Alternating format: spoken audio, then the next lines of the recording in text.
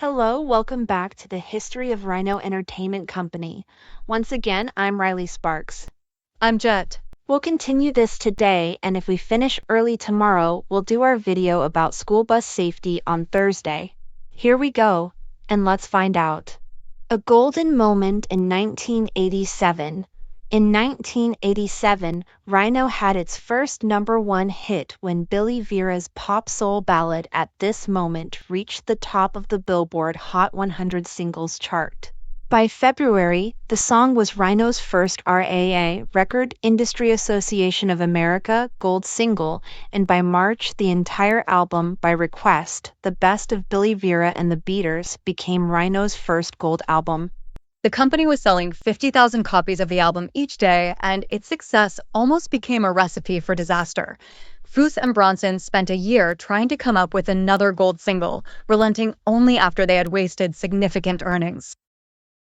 Reissues continued to serve Rhino's consumer market, and the company went back to focusing on what had made it successful in the first place. In 1990, Rhino took advantage of, or perhaps fueled, the nostalgia trend for the 1970s that was sweeping the nation. Rhino released the first 5 volumes of a 1970s retrospective entitled Have a Nice Day, Super Hits of the 70s. This series was so popular that by 1996, it would comprise 25 volumes. Another landmark issue that year looked further back in time to the Beat generation. Launching Rhino Word Beat, a spoken word label, the Jack Kerouac Collection was a 3-volume box set which earned Rhino Grammy nominations for Best Historical Album and Best Liner Notes. Expanding to reach the country music audience, Rhino also released vintage material by country artists Johnny Cash, Willie Nelson, Merle Haggard, and Buck Owens in 1990. Children became a new market for Rhino in 1991. Aiming to please the children of America and their music shopping parents, the Kid Rhino label was launched in February of that year, licensing classic songs from Hanna-Barbera. A worldwide distribution agreement was forged with Atlantic Records, distributed by Warner Elektra Atlantic Corporation, or WEA, in 1992 that entailed cooperative reissues of Atlantic's releases, especially from the 1950s through the 1970s. This deal gave Atlantic a 50% interest in Rhino.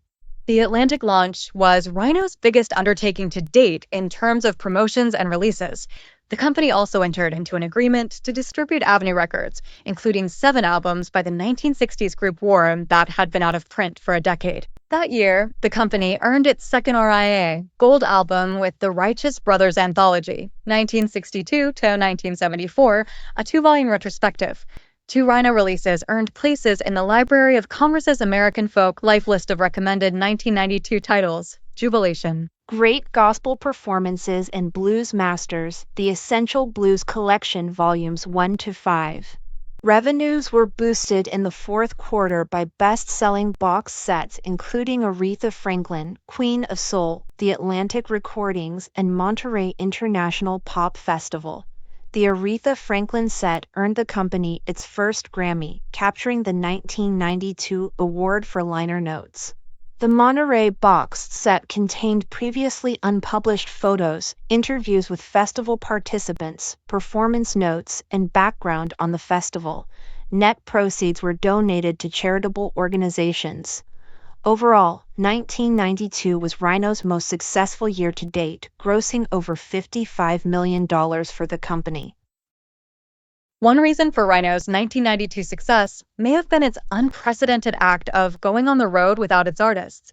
Strictly as a name recognition maneuver, Rhino took a 19-city tour of summer music festivals, investing somewhere from $60,000 to $100,000 to sell the idea of Rhino's institutional identity. Booths were set up at festivals in Austin, Texas, Telluride, Colorado, Boston, Philadelphia, Yosemite Park, California, and elsewhere, with each booth offering catalogs and promotional material and mailing list sign-up sheets. Rhino followed up the festival, sending prize packages of Rhino samplers, merchandise, and flyers to those on the new mailing list.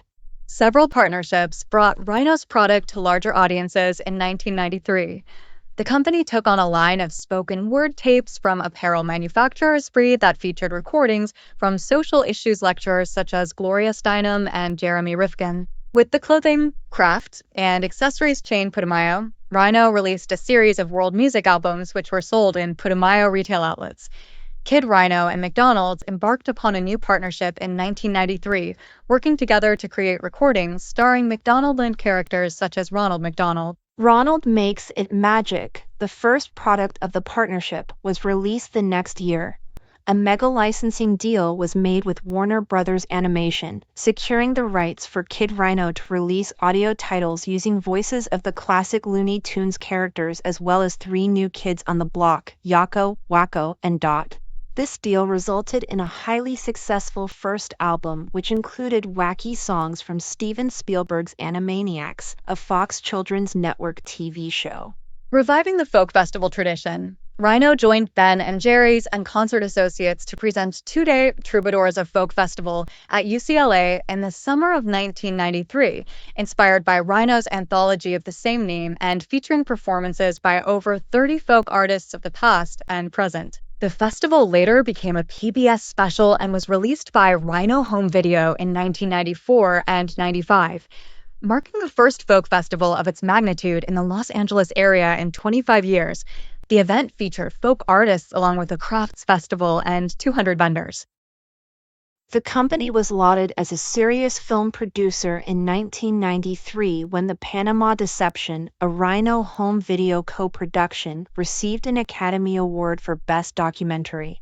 Adding to the company's laurels, Rhino International received its first gold record, the Franklin's 20 Greatest Hits. Other new steps were the Forward label, which focused on new music by established contemporary artists such as Bosule, Todd Rundgren, Richie Havens, and NRBQ, and the restoration of the Atlantic Records jazz catalog. The company also released the first major retrospective of late 1970s and early 1980s punk, power pop, and new wave music, a 9-volume set called DIY, Do It Yourself. This set was targeted at both older fans who remembered the songs and younger consumers aged 16 to 30 who were part of the punk revival that spawned the Seattle grunge sound with groups like Nirvana, Pearl Jam, and Soundgarden. We'll see you tomorrow for more history on Rhino Entertainment Company. Goodbye.